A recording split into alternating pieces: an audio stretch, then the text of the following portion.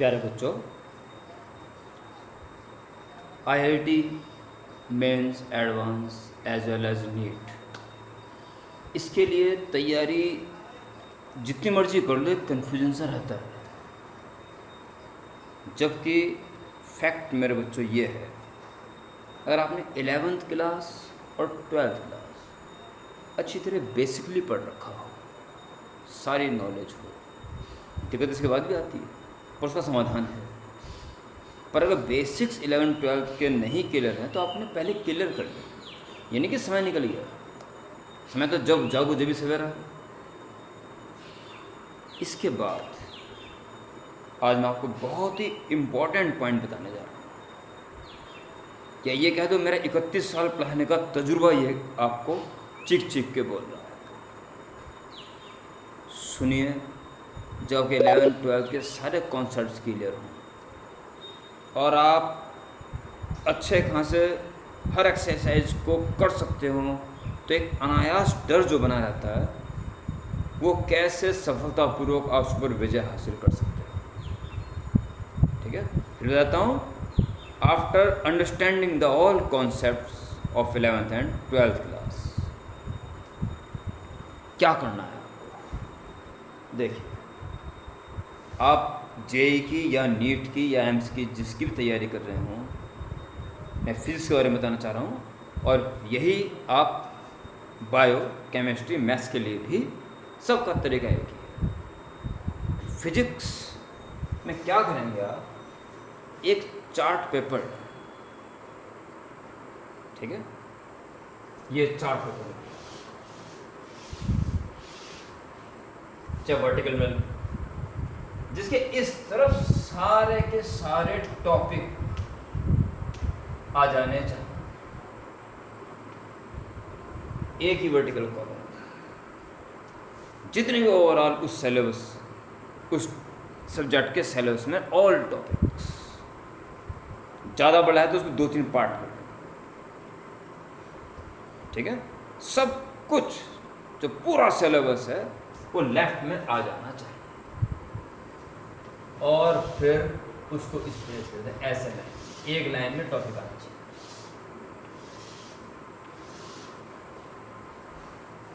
ठीक है,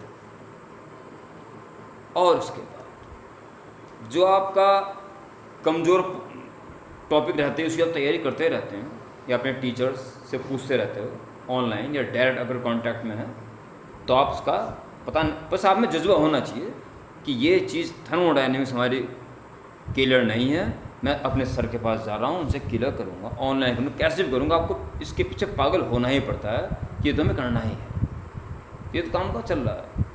तो सारे कॉन्सेप्ट्स क्लियर हो गए, तब जो डर बैठता है उसके लिए, जैसे मान लो आपने यहाँ लिखा काइनेमेटिक्स, यहाँ लिखा लॉज ऑफ मोशन, यहाँ लिखा मैग्नेटिज्म एटसेट्रा, टोटल आ जाएंगे। पहला टॉपिक या कोई सा भी टॉपिक सीक्वेंस में ज़्यादा बढ़िया, नहीं तो कोई फर्क नहीं पड़ने वाला।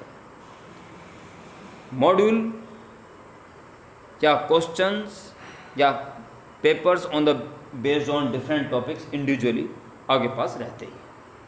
ठीक है, आपने आज काइनेमेटिक्स उठाई और उसे एक एक्सरसाइज कंप्लीट कर, प्रॉब्लम का रजिस्टर बना के रखें, उसे पर डे अपडेट होना चाहिए। काइनेमेटिक्स ये दिक्कत आएगी, उसका पता लगा, मेरे उसमें डाल दो, चैनल में डाल दो, कमेंट बॉक्स में, तुरंत आंसर मिलेगा उसका। ठीक है, या किसी भी तरह से उसका सॉल्यूशन कर सकें, प्रॉब्लम मिल, फटाफट उसको रजिस्टर में लिख दो और पूरी एक्सरसाइज धड़ल्ले से कर डालो, और उस दिन की डेट यहाँ डालो, 27/6/2020। जब पूरी डेट डालोगे तो फिर डे लिखने की जरूरत नहीं, हर बॉक्स में या कॉमा लगा दिया। ठीक है, फिर अपना चलता रहेगा, कभी SHM से संबंधित या पूरे ऑस्किलेशन से संबंधित आपने एक्सरसाइज करी और उसकी यहाँ डेट है।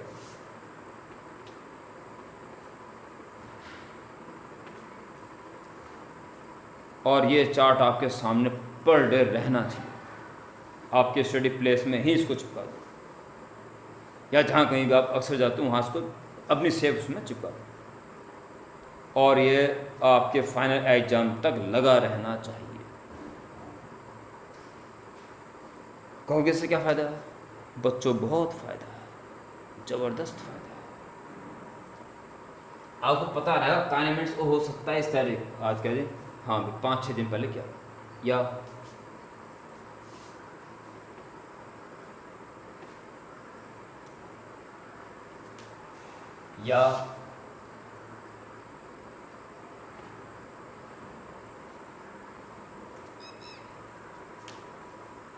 आप देख रहे हो, हाँ ये हमने कुछ दिन पहले किया, ये भी 8-10 दिन हो गए करे हुए, करना पड़ेगा। चलो ठीक है, चलो इसी करते हैं।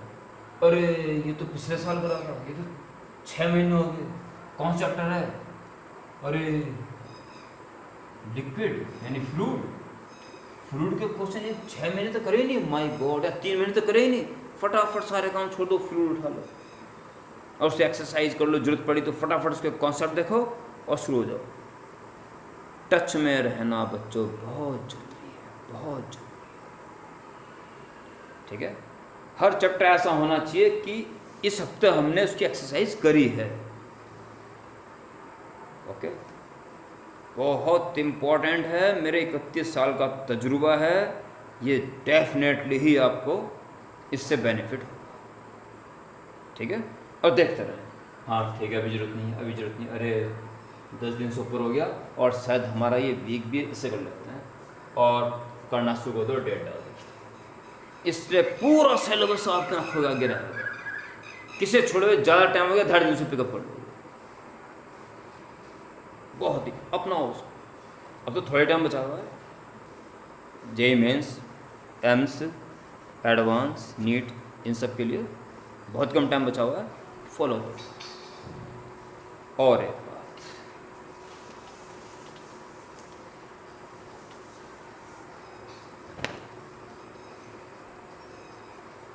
एक बार, आपका कोई पर्टिकुलर क्वेश्चन है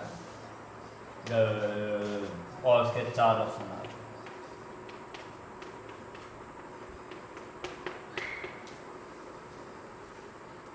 अगर वो क्वेश्चन आपके समझ में आ रहा है तो आप एकदम से 4 ऑप्शन मत पढ़ना। जिसमें बच्चे अक्सर कंफ्यूज होकर गलत लिखते हैं, वो आंसर जरूर होगा इनमें, और हो सकता है सही आंसर हो ही ना, वो नन ऑफ दिस में डाल देते हैं। पर जहाँ कन्फ्यूजन के मारे बच्चे गलत कर सकते हैं, वो ऑप्शन निश्चित रूप से होता है। इसलिए पहली कोशिश आप ये करें कि क्वेश्चन को पढ़ के उसका आंसर अपना भी जानने की कोशिश करें, तब ऑप्शन पढ़ें। ठीक है, नहीं लग रहा फिर ऑप्शन ही पढ़ने पड़ते हैं। मैं आज सबसे इम्पोर्टेंट बात ये कहना चाह रहा हूँ, हालांकि जहाँ पढ़ते हैं वहाँ इस बात को पता चल गया होगा और आपको ने भी कहने के सोचा होगा, पर एट ए टाइम पे इन बातों को भूल जाता है। चारों ऑप्शंस की डायमेंशंस चेक कर लो सबसे पहले। अगर उसने कह रहा है देन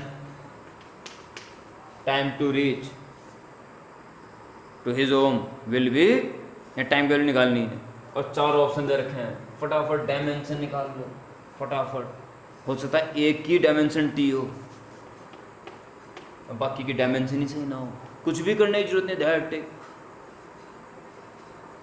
इसमें ये नहीं कि ये तो कायरतापूर्ण काम है, ये कायरतापूर्ण काम नहीं है, ये होशियारी है। ठीक है, और कुछ जनरल बातें जैसे laws, Fleming left hand rule, right hand palm rule, इससे क्या होता है डायरेक्शन का पहले पता चल जाता है, और कुछ बातों से 2 कदम आगे चल गए पता चल जाता है यह आंसर तो आ ही नहीं सकता, पता चल जाता है। तो बहुत बातें ऐसी हैं, और कुछ क्वेश्चन बनाते बनाते ही फॉल्ट हो जाता है। क्वेश्चन इस गदर तरीके से बनाया जाता है कि बनाते बनाते चारों ऑप्शन की डायमेंशन अलग अलग होगी, इस पर ध्यान ही नहीं जाता। इसका भरपूर फ़ायदा उठा लेना चाहिए। ठीक है, और इस बीच और भी कुछ बातें हैं बताऊंगा, अभी बच्चों को पढ़ा ही रहा था, इस दौरान मेरे दिमाग में आई यार ये बातें यूट्यूब पे डाल देनी चाहिए अपने बच्चों के लिए। ठीक, तो वो चार्ट वाला काम और जब कूल माइंड से पेपर देने जाओगे तो डायमेंशंस चेकिंग ध्यान रखना। हालांकि बात और बता दूँ, शायद आपको दुख हो, आज तो इस बात ध्यान रखा जा रहा है वैसे। आजकल चारों ऑप्शंस की डायमेंशन एक जैसी मिलती है, पर फिर भी आप ध्यान रखना है इस बात का, ठीक है। पर चार्ट वाला काम जरूर करना है। ये आपके अंदर ऐसा ज़बरदस्त कॉन्फिडेंस भर देगा कि सारी चीज़ हमने अभी तो कर दी, कल परसों में ये इसको करें, डेफिनेटली फ़ायदा। Okay, good night.